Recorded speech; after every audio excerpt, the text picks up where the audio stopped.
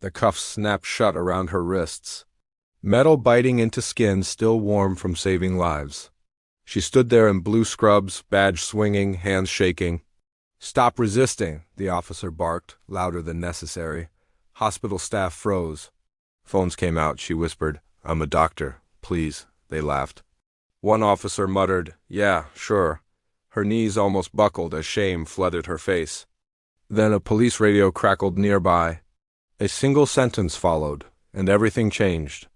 But that was just the beginning. Dr. Esha Carter had just finished a 14-hour shift. 2 emergency surgeries, 1 life saved at the last second. Her scrubs were stained, her eyes exhausted. All she wanted was her car and silence. She walked through the hospital parking lot, keys in hand. A patrol car rolled in slow behind her, lights flashed. "No siren, ma'am, step away from the vehicle," confused. She complied. Calm, respectful, she showed her hospital ID. They barely glanced at it. A security guard whispered something. The officer's posture stiffened. Assumptions filled the silence. She felt it, that familiar tension. "The look that says you don't belong here." She swallowed her fear and spoke carefully. "I work here." "I'm a physician," one officer scoffed. "Save it," he said. The night air grew heavier. Something was about to go very wrong. "They asked whose car it was," she answered. They asked again, slower this time. A crowd gathered, nurses, interns, patients' families. No one stepped in, no one wanted trouble. "Hands behind your back." Her heart slammed against her ribs. "Officer, please," she said quietly. "I just finished surgery. Too late." The cuffs closed. Gasps rippled through the crowd. A nurse whispered, "She saved my father last week." Ignored. Aisha's face burned. Not from pain, from humiliation?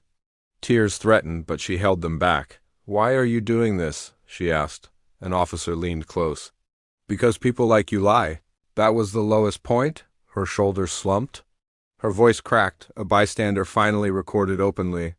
Another officer shifted uncomfortably, but no one stopped it. Then the radio chirped, routine at first. Then a voice cut through the noise. "Unit 12, report. Hospital parking lot. What's the situation?" The officer answered casually. "Possible vehicle theft." "Suspect detained." Silence. Then the voice returned. Colder now, sharper. "Describe the suspect." The officer glanced at Aisha. Black female. Scrubs, late 30s. The pause that followed felt endless. Then the words landed like thunder. "Release her, immediately." The officer froze. "Chief?" "Yes," the voice said. "That's my wife." The crowd gasped. Phones shook, faces drained of color. The cuffs came off fast. Too fast, hands trembling now, not hers. The police chief arrived minutes later, uniform crisp, eyes furious. He didn't shout.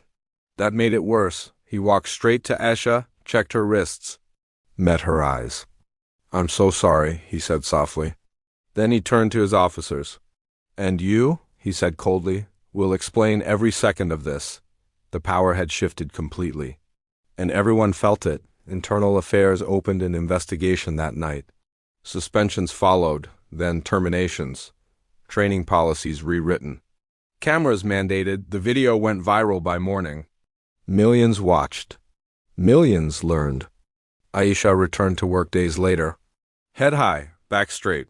Patients applauded quietly as she passed. She didn't seek revenge, she sought change.